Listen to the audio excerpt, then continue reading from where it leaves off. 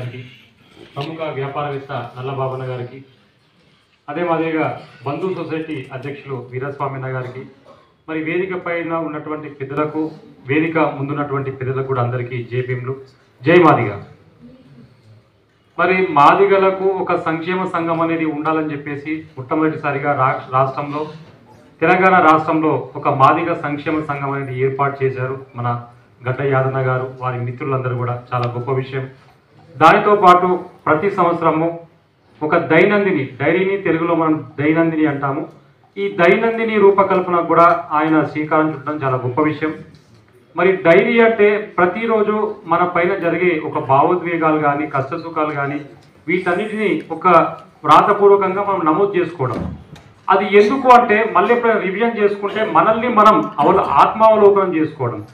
పలానా సంవత్సరంలో ఏం జరిగింది, అంతకుముందు ఏం జరిగింది, మనకు గుర్తుండవు అన్ని విషయాలు. అంతేందుకు మన తెలంగాణ రాష్ట్రానికి సంబంధించినటువంటి ఎన్నికల నోటిఫికేషన్ ఎప్పుడు వచ్చింది, దాని చివరి తేదీ ఎప్పుడు, ఎన్నికలు ఎప్పుడు జరిగాయి, కౌంటింగ్ ఎప్పుడైంది, ముఖ్యమంత్రిగా రేవంత్ రెడ్డి గారు ఎప్పుడు ప్రమాణ స్వీకారం చేశారు, ప్రజా దర్బార్ ఎప్పుడు మొదలైంది అనే అంశాలను మనం ఒకసారి తెలుసుకోవాలంటే అది కష్టమవుతుంది.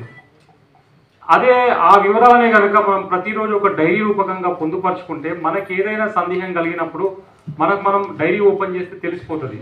అన్ని విషయాలు గూగుల్ సెర్చ్లో ఉన్నాయి, అన్ని విషయాలు యూట్యూబ్లో ఉన్నాయి, అన్ని వాట్సాప్లో మనకు దొరకవు.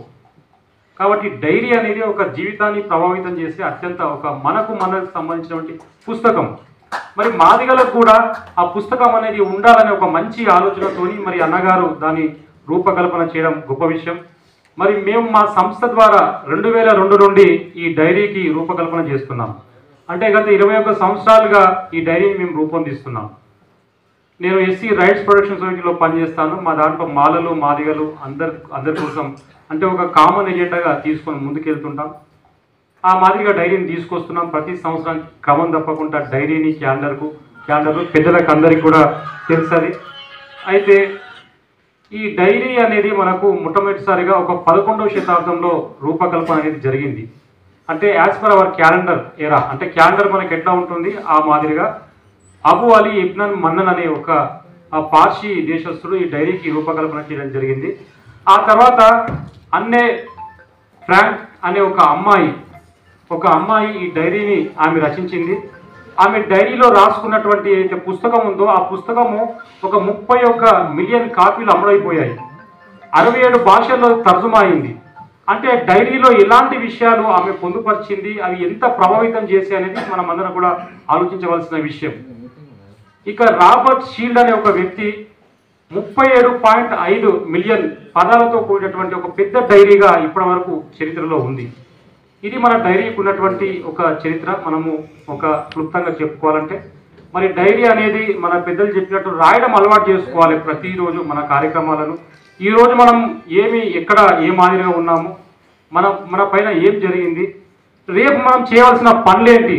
అంటే మనం ఈరోజు అనుకుంటాం రేపు ఒక వ్యక్తిని కలవాలి, ఈ పనులు అని అనుకుంటాం మన మైండ్లో. తెల్లారు లేచే వరకు మనకు వచ్చే ఫోన్ కాల్స్ కానీ మిగతా వాటి వల్ల కానీ మర్చిపోతుంటాం. అంటే కొందరి ప్రముఖులకు వాళ్ళ పిఎస్ ఉంటారు, వాళ్ళు గుర్తు చేస్తుంటారు, అన్న ఇక్కడ మీటింగ్ ఉంది, ఇక్కడికి వెళ్ళాలి, అక్కడికి వెళ్ళాలి అని. మనమంత పెద్ద వ్యక్తులం కాదు, మనకు అలాంటి సౌలభ్యం లేదు. కాబట్టి ఒక డైరీలో మనం రాసుకుంటే మనం చేసుకునే పనులు ఒక క్రమబద్ధంగా చేసుకునే అవకాశం మనకు ఉంటుంది. ఇది డైరీకి సంబంధించినటువంటి విషయం. ఇక మన జీవన స్థితిగతులు తీసుకుంటే తెలంగాణ రాష్ట్రం వచ్చిన తర్వాత, తెలంగాణ రాష్ట్రం రాకముందు అనేది కనుక మనం ఆలోచిస్తే, తెలంగాణ రాష్ట్రం వచ్చే ముందు మనం ఎంతో ఉత్సాహంతో అందరం కూడా ఉద్యమాల్లో రకరకాల మన స్థాయిల్లో ఉద్యోగస్తులు ఉద్యోగం చేసుకుంటూ, సంఘాల వారు సంఘాల్లో పనిచేసుకుంటూ తెలంగాణ ఉద్యమంలో పాల్గొన్నాం. ఎంతో నష్టపోయాం, పోగొట్టుకున్నాం. తెలంగాణ రాష్ట్రం వచ్చిన తర్వాత మనం జీవితాలు ఎంతో బాగుంటాయి అనుకున్నాం. కానీ మన జీవితాలు ఏం బాగుపడలేదు. ఎక్కడున్న జీవితాలు అక్కడే ఉన్నాయి. చూస్తుంటే ఒక 10 సంవత్సరాల కాలం మన ముందు నుంచి ఇలా వెళ్ళిపోయింది. మీరందరూ ఒకసారి ఆలోచించండి. మనం మాత్రం ఎక్కడున్నాం అక్కడే ఉన్నాం. మరి ముఖ్యంగా మాదిగల జీవితాలు అనేవి ఎలా ఉండాలో అంతకంటే అధ్వానంగా తయారయ్యాయి. దాని కవర్ అనేది మనకు అందరికీ తెలుసు. పాలకులు కావచ్చు, అధికారులు కావచ్చు, మన వాళ్ళే కావచ్చు, ఇంకెవరైనా కావచ్చు. కానీ ఇప్పుడు మళ్ళా ఒక కొత్త ప్రభుత్వం ప్రజాస్వామ్యానికి విలువలు ఇస్తున్నట్టు మనకైతే అనిపిస్తుంది. మరి ఆ ప్రభుత్వం ద్వారా మనం ఏం సాధించుకోవాలి, మన మాదిగలకు ఉన్నటువంటి ఆర్థికపరమైన అవసరాలు ఏంటి, ఉద్యోగపరమైన అవసరాలు ఏంటి, విద్యాపరమైన అవసరాలు ఏంటి, ఇంకా ఎలాంటివి ఉన్నాయి అనేటివి మన మేధావులందరం కలిసి ఒక సమావేశాన్ని ఏర్పాటు చేసుకుందాం. అన్న తర్వాత మనం అన్ని సంఘాలు మన స్థాయిలో ఒక రిప్రజెంటేషన్ అనేది కంపల్సరీ గవర్నమెంట్కి ఉండాలి. ఇంతవరకు మనం ఏం నష్టపోయాం? అంతకుముందు మనకు ఒక ఎస్సీ కార్పొరేషన్ అనేది ఉండేది. ఎస్సీ కార్పొరేషన్ ద్వారా తెలంగాణ రాష్ట్రం వచ్చిన తర్వాత జరిగిన ఒక బెనిఫిట్ ఏంటంటే ఒక 10 లక్షల రూపాయలు ఒక ఇండివిజువల్ వ్యక్తికి ఇచ్చారు. దాంట్లో 50% అనేది సబ్సిడీ ఉంది, 50% బ్యాంకర్. ఇది బ్యాంక్ లింక్ ప్రోగ్రామ్. మనం బ్యాంకర్కు పేమెంట్ చేయవలసిన అవసరం ఉంది. తర్వాత 2001లో ఏదైతే మన హుజూరాబాద్లో ఈటల రాజేందర్ ఉప ఎన్నిక వచ్చిందో అక్కడ దళిత బంధు అనే దాన్ని తీసుకొచ్చారు. కానీ అంతకు ముందు నుంచే అంటే 2000 సంవత్సరం నుంచే ఎస్సీ కార్పొరేషన్ని ప్రభుత్వం పూర్తిగా నిర్వీర్యం చేసింది. ఏ ఒక్క స్త్రీకి కానీ పురుషుడికి కానీ ఎక్కడ కూడా లోన్లు ఇచ్చినటువంటి సందర్భాలు లేవు. అంటే ఎస్సీ కార్పొరేషన్ ద్వారా వాళ్ళ స్కిల్స్ని బట్టి 1 లక్ష రూపాయల నుంచి 10 లక్షల వరకు రుణం అనేది మంజూరు అయ్యేది. కానీ 2020 సంవత్సరం నుంచి ₹1 కూడా మన మాదిగలకు కానీ మాలకు కానీ ఇచ్చిన సందర్భాలు లేవు. 2021లో దళిత బంధు అనే ప్రోగ్రాం తీసుకొచ్చిన తర్వాత రాష్ట్రం మొత్తంలో ఎక్కడ కూడా ఈ లోన్లు అనేటివి లేవు. అంటే స్కిల్స్ ఉండి ఉద్యోగాలు రాక ఒకవైపు ఏజ్ బారైపోతూ తమ కాళ్ళపై తాము నిలబడాలనుకునే మరి మాదిగలకు ఎలాంటి అవకాశాలు ప్రభుత్వం కల్పించలేదు. ఇప్పుడు 3 సంవత్సరాలు అయిపోయింది, 4వ సంవత్సరంలో మనం ఎంటర్ అవుతున్నాం.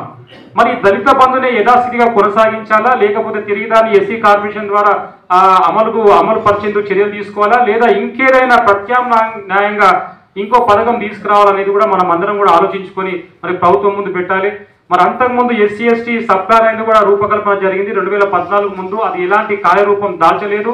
మన కోసమే ఖర్చు పెట్టాలనుకునే ఫండ్స్ కూడా అన్ని మిస్యూజ్ అయ్యి ఎక్కడెక్కడో వెళ్ళిపోయినాయి.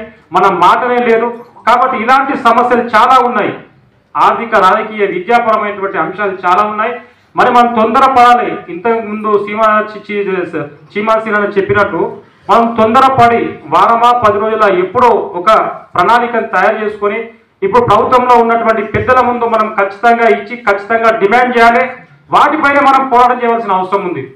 జరిగిన 10 సంవత్సరాల కాలంలో మనం ఎలాంటి లబ్ధిని పొందలేదు కాబట్టి ఇంకా తాత్సారం చేస్తూ ఉంటే మనం ఇంకా మన జాతి కోసం కానీ మన వాళ్ళ కోసం కానీ ఏం చేయలేమనేది ఇక్కడ స్పష్టంగా కనబడుతుంది.